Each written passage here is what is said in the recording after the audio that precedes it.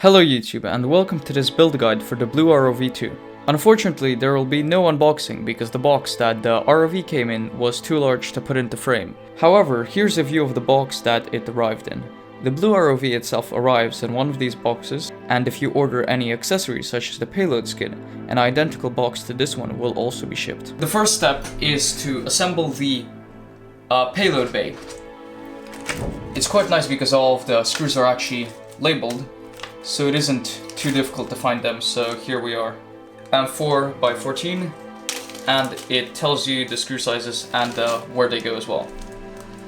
You have to use Loctite, which is the special removable adhesive that you put on the screws in order to prevent them from shaking loose. So the manual just says to put a drop of Loctite on the bottom of every screw that you screw in to prevent any damage later on. So just a small drop, and that should be sufficient. And it also says to just roll around on a paper towel to remove any excess, so like this.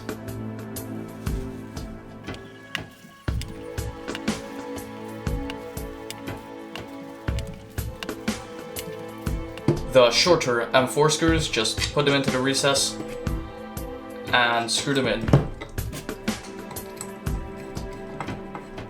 Very nice and easy, and perfect fit. So just 3 more to go.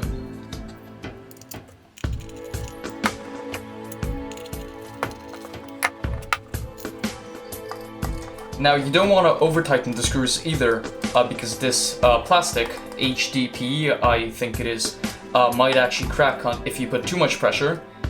So just tighten, but not over tighten. Okay, that is the first step complete. So after doing that, what the manual says to do is to actually install the battery tube itself and the top part of the bracket as so. So I'll get the battery tube.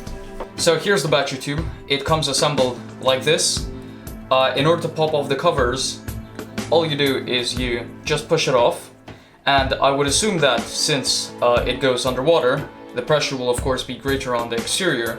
So that is the reason why no holding mechanism is needed to retain these, because of course the pressure of the water will be pushing on them, so actually securing them further. But anyway, to secure this, just simply put it roughly in the middle and use the smaller screws, which are these ones. Use them to secure the 4 holes around the bracket.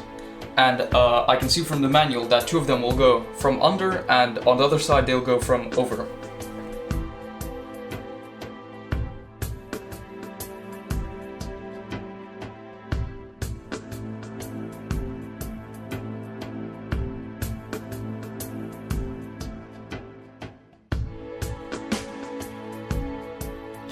I'm just trying to get them level, so the spacing on either side is actually the same.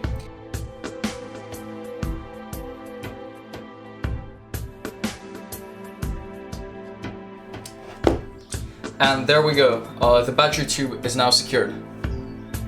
Now the manual wants you to install the center panels, so actually we're gonna set this aside for the moment and get out the other parts. So I'm gonna now, as per the manual, take the ones with the openings and place them like so. And now screw in the bracket like this. So here we go. M4 screws, so slightly larger.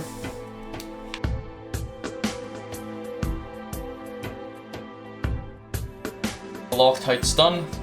Put the screw in from above and screw it in. Very nice and simple.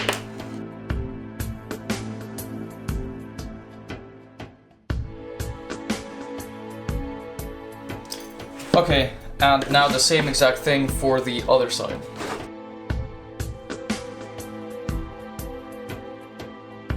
We've got the two sets of center panels completed. So the next step is to assemble the frame. Here are the frames.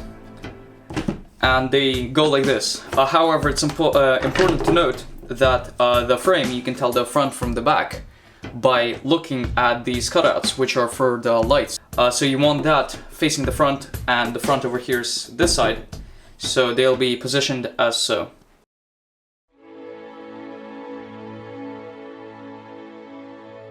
There we go, 4 screws now completed. I'll just adjust the camera slightly.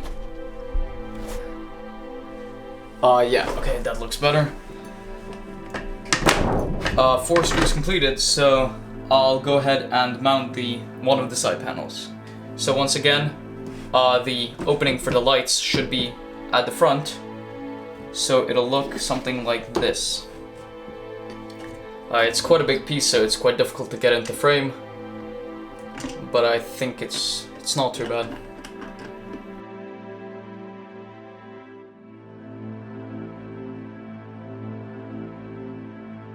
Another thing to mention is that on the instruction manual it says it is very important to avoid over-tightening these screws.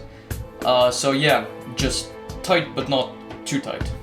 Okay, and so at the front end you want to have of course, now we're assembling the center panels. So as I was saying, at the front end you want to have the panels without the holes, so like this, and on the other side you'll have the ones with the holes.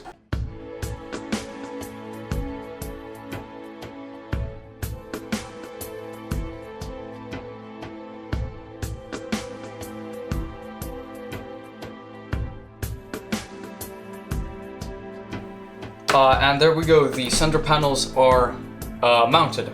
Now that they're put in place, the frame is actually a lot more rigid, so there's no way I'm going to be able to bend this, whereas when they were not here, it was of course a lot weaker. Okay, so here's the electronics tube.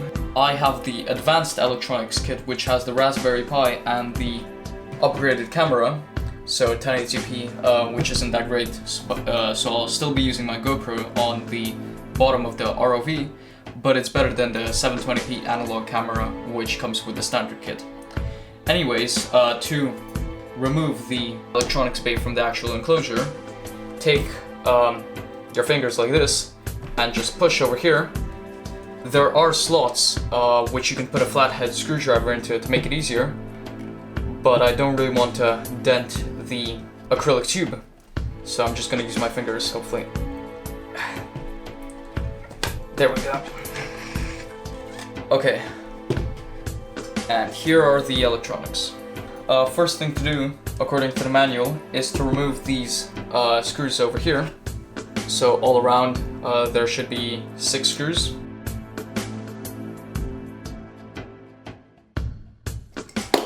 Okay, so the end cap is off, and it does look really solid. This isn't going to break anytime soon. Once you remove the end cap, it says to actually install the motor penetrators. So yeah, I'll bring out the motors and I'll do that now.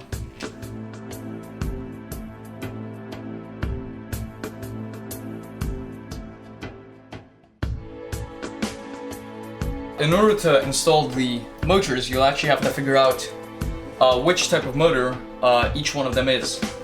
So there are of course 2 types, clockwise and anti-clockwise. This one is anti-clockwise, so counterclockwise, and you can tell that because if you look at it this way, the topmost part of the blade is actually to the left-hand side rather than to the right-hand side. It might be a bit difficult to see, but if you look at the pictures on the instruction manual, I'm sure you'll figure it out. The instruction manual also gives you a full view of what the backplate should look like, so it's not too difficult to install everything.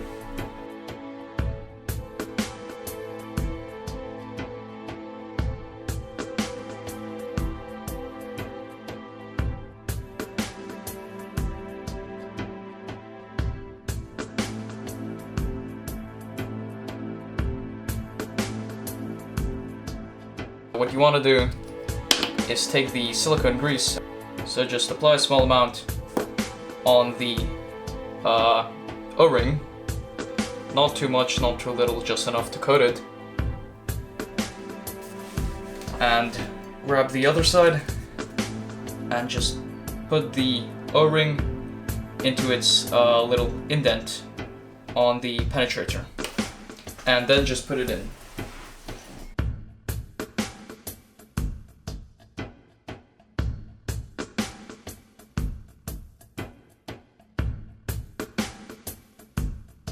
Pretty sure all the connectors are in the correct places, so I'll go ahead and tighten them. I did not know the Blue ROV actually came with its own penetrator tightener, so I ordered one as well, an extra one, but I didn't know that at the time, so now I have two. So just bear that in mind when ordering the Blue ROV. You will actually get your own penetrator tightener regardless.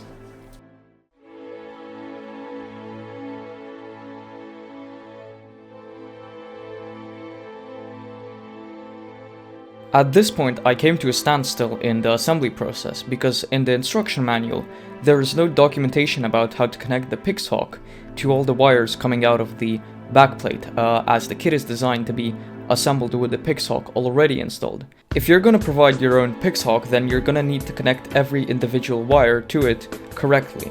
And since there's no documentation, you're going to have to use several diagrams, which are shown here on the screen, in order to figure that out. Using these diagrams, you can figure out which ESC goes to which port on the Pixhawk. So using the main output pins on the Pixhawk, you can wire up pin 1 to motor 1, pin 2 to motor 2, and etc. This does of course sound pretty straightforward and easy to do. However, the problem comes when you're trying to determine which wire comes out of which ESC, because all the wires seem to be coming out of one place, and it's very difficult to tell which one is which. In order to solve this minor issue, BlueRobotics could easily just label the various ESC wires, and that would completely alleviate the problem. But for the time being, a bit of trial and error will have to take place. What I did was connect all of the motor wires to the Pixhawk, and then disconnect them one by one, marking each time which motor stopped working. That way I would know exactly which wire went to which motor. Okay, so it's an hour or so later, and I finally managed to connect up the electronics. So hopefully everything's wired up in there correctly. Now, according to the instructions, the next thing to do is to actually mount the electronics tube on the frame of the ROV. The frame will go this way. So just like this.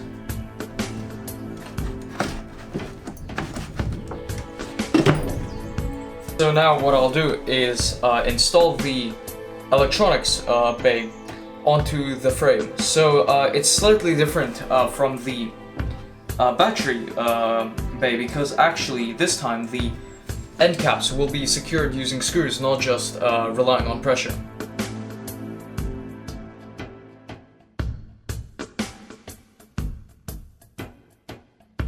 There we go, the electronics bay is now secured.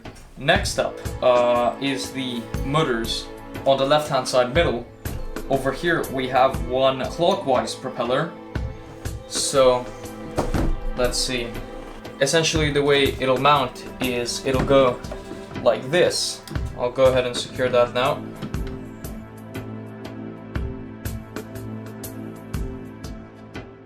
So this one is complete.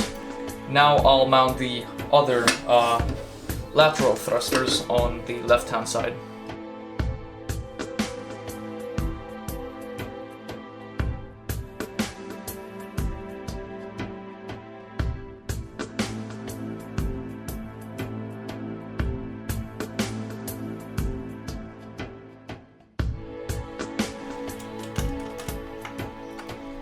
Okay, so there we go, finally I've got the 6 thrusters installed. There's quite a lot of wiring just hanging around. It'll be very important to do some cable management here, because as you can see, the cables from the motors are absolutely everywhere. It looks like the next step of the process is to actually install the underwater lights. It appears the lumen lights are actually not screwed into place. Instead, they use rubber bands, these kind of O-rings, in order to hold them in place. So first things first is to install the the bracket for the O-ring to hold on to. Okay, so it's an hour or so later, and I finally managed to cable manage all of the thruster wires and light wires. So mostly what I did is I wrapped them around these openings and zip tied the coils into a neat pattern. And for the lumen lights, I just routed them like this. I'll get some more photos linked in the description below, so you can exactly see where the wires were going. But yeah, you won't be able to see anything like this, so I'll just take some photos later on. Okay, so that is pretty much everything apart from the ballast and the flotation. Actually, small change of plan. I used some of these holes, such as these ones and this one, in order to cable manage. Actually, what they're for is to install the special foam. So that's wrong, so I'll have to undo that in order to make the foam fit. There we go. The ROV is finally properly cable managed. So now for the synaptic foam, I believe it's called. Anyway, the plastic enclosure, it just has this kind of foam. It's pretty dense, but it won't implode when it's at extreme depths. So that's why it's pretty heavy. Anyway, it just slides in here, and the idea is that you put it like this, and it should remain flush, but actually I see a bit of an issue. These screws over here are going to prevent that, and on all four sides it's the same, and also the zip ties will also prevent it from being flush. So I'm just going to try to figure out how I could solve this problem. Unfortunately, I did not find a fix for this problem. So perhaps the idea is that you screw in the enclosures so tightly that the foam would deform around the screws, although I'm not completely sure. On BlueRobotics website, you can see that the enclosures are actually completely flush with the panels, so I'm not quite sure how they got to that stage. Self-tapping screws are used to install the buoyancy foam, so just bear in mind that it's going to be a little bit more difficult than using normal machine screws. And unfortunately, I actually stripped several of the screws whilst installing the buoyancy foam.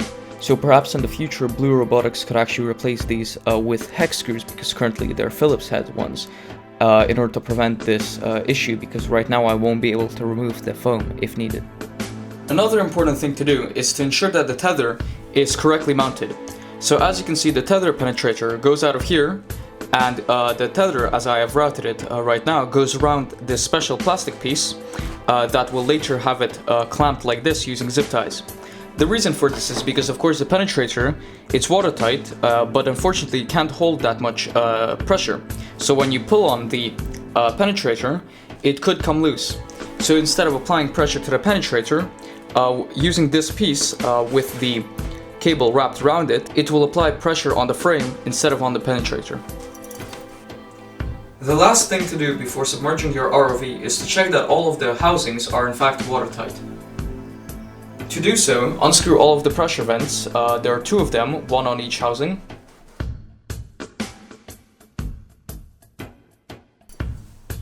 And assemble your vacuum pump. BlueRobotics will provide you with the connectors, so this part over here, a second identical piece, and the three-way connector. However, you will have to provide your own pump. They aren't very expensive. I think mine costs $15 off of eBay. Anyway, simply plug each of the connectors into each of the ports and pump the pump until it gets to this number 10.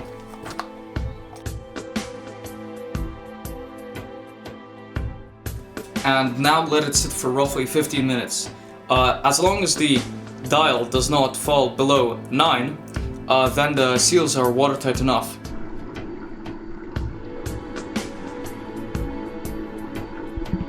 Overall, I would say that the build of the ROV is not particularly difficult. In total, it took me 4 to 5 hours to complete, and unfortunately there were some issues, mainly with the buoyancy foam. However, no critical errors in the actual assembly process, which is always nice. A full review of this Blue ROV will be posted on this channel very soon, so please consider subscribing and hopefully see you in another video.